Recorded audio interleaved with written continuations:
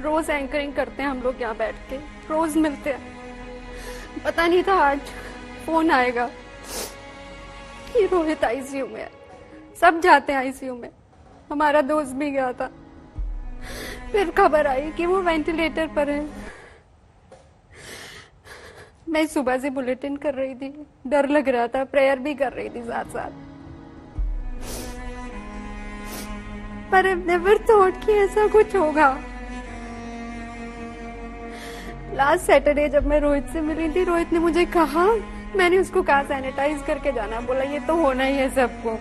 जब उसको कोरोना हुआ ही कॉल मी, तू मेरे साथ थी, चेक करा ले। मैंने कहा नहीं मैं ठीक हूँ, तुम जल्दी ठीक होके आ जाना। इस की 2 मई को तो आ जाऊंगा, अच्छा 29 को आ जाऊंगा, 30 को आ जाऊंगा। मुझे नहीं पता तो उसकी खबर आएगी ऐसे।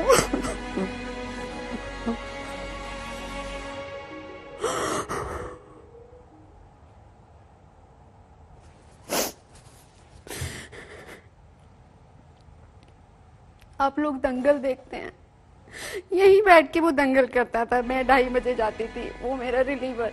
रोहित तुम आ गए, अच्छा मैं मेकअप उतार लूं, हाँ तू जा, अब मैं आ गया हूँ, हाँ मैं हूँ तू जा। परिवार में सब साथ बैठते थे, बच्चों के बर्थडे साथ मनाते थे हम लोग। कभी नहीं सोचा था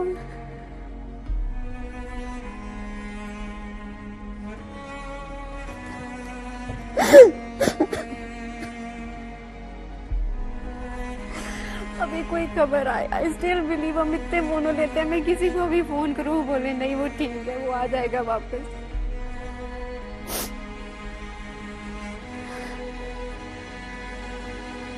रोहित तुम्हारी फैमिली की नहीं है, हम लोगों के लिए बहुत बड़ा लॉस है, मेरे लिए बहुत बड़ा लॉस है।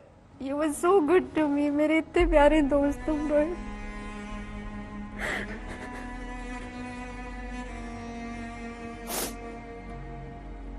चित्रा, चित्रा मैं क्या पूछूं तुमसे, क्या पूछूं चित्रा, अब तो कोई शब्द ही नहीं है पूछने के लिए।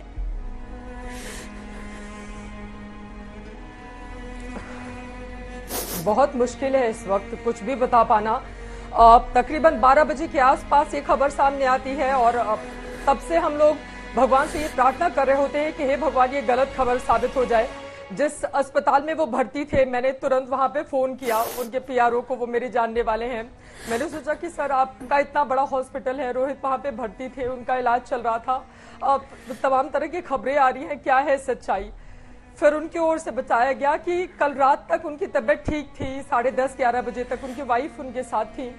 रात के 4 बजे अचानक से उनकी तबीयत बिगड़ती है और फिर उनको आईसीयू में शिफ्ट किया जाता है।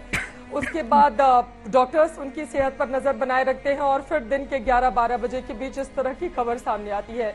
बहुत मुश्किल है यहाँ पर नवजोत कुछ भी बता पाना, क्योंकि कोरोना के इस काल में इस तरह से बहुत ज्यादा मुश्किल हो रहा है कि मैं क्या कहूँ। उनकी 2 छोटी छोटी बच्चियां हैं। हम सब ने देखा कि अपनी बेटियों को लेकर रोहित कितना ज्यादा पजेसिव, हर पिता अपनी बेटी के साथ होता है, लेकिन उनकी वो तस्वीरें मैं जब देखती थी तब लगता था कि बहुत छोटी बच्चियां हैं। उनकी एक हंसता खेलता परिवार, हमेशा एक फोटोग्राफ आई थी जिसमें लिखा हुआ था मेरे बेस्ट डैडी, और केक काटता हुआ पूरा परिवार दिखाई दे रहा है। उनकी 2 बच्चियां उनको प्यार करती हुई दिखाई दे रही है। वो बहुत छोटी हैं, वो एपीजे नोएडा में पढ़ती हैं, मेरे बच्चे के साथ में वो पढ़ती हैं। बहुत मुश्किल है उनके दर्द को बता पाना कि वो क्या सोच रही होंगी, उनके ऊपर क्या गुजर रही होगी। उनको तो इतनी समझ भी नहीं है, जो छोटी बच्ची है उसको तो इतनी भी समझ नहीं होगी कि पापा के साथ क्या हो गया।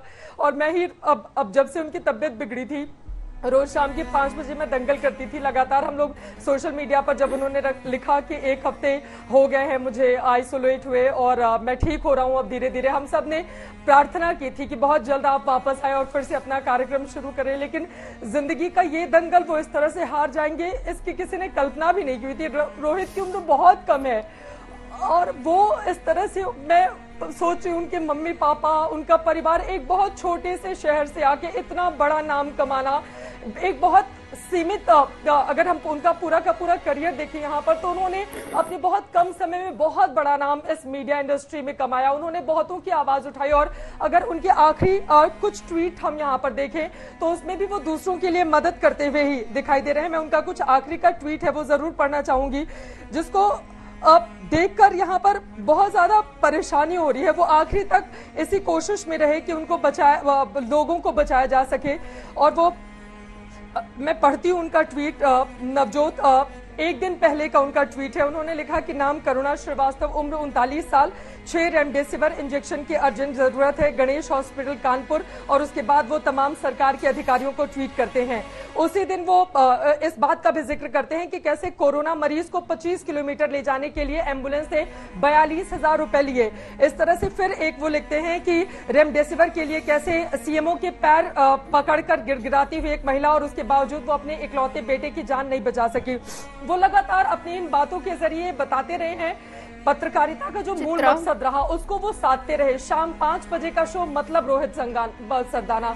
लेकिन अभी जो कुछ भी हम सबके ऊपर गुजर रहा है, यकीन कर पाना नवजोत बहुत मुश्किल है कि रोहित हमारे बीच नहीं रहे।